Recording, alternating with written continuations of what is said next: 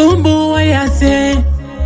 Bayati once again. You're safe. My black born Anova kusan kinzi Kamusha paka muka bongo zozo Panu vaka maisana ne mapoto Pango vaka tizira ne mimikoto Bajiridza na puma yenaka Mumwe yakati imba yakanzinde yangu Mumwe ndokuti umpete sende zangu Mungo muzukuru akasimuka zvakanzi ndine tsamba yakanyora yenaka Maigo wanase Maigo wanase Maigo wanase Puma yenaka Maigo wanase Maigo wanase Maigo wanase Kana dziri mombe ini ndodzidawo Maigo wanase Maigo wanase Kana dziri butsu ini ndodzidawo Maigo wanase Maigo wanase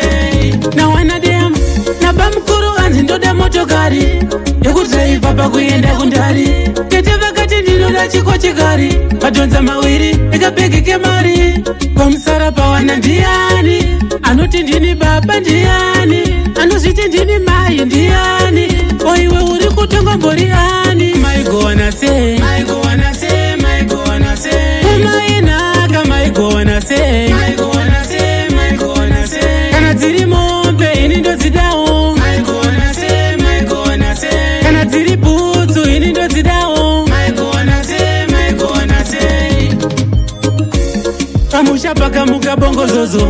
Vanhu vakamhanyisana nemapoto Vamwe vakatizira nemimikoto Vachiridzana pfuma yenhaka Mumwe yakati imba yakanzi ndeyangu Mumwe ndokuti mombe dzese ndedzangu Mumwe muzukuru akasimuka zvakanzi ndine tsamba yakanyorwa nasekuru Maigo wanase Maigo wanase Maigo wanase Pfuma yenhaka Maigo wanase Maigo wanase Maigo wanase Kana dziri mombe ini ndodzidawo Maigo wanase Maigo wanase Kana dziri butsu ini ndodzidawo Maigo wanase Maigo wanase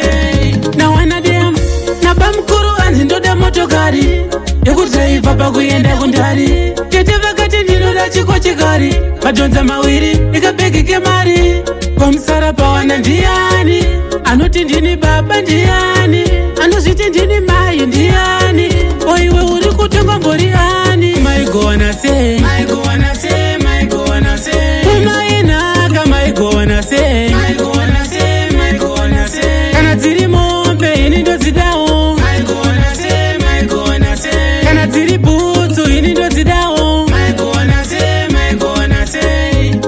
You're safe. Pamusha pakamuka bongo zozo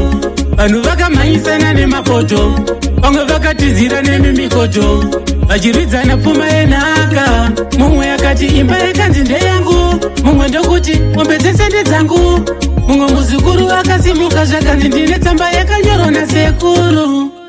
Extra sound.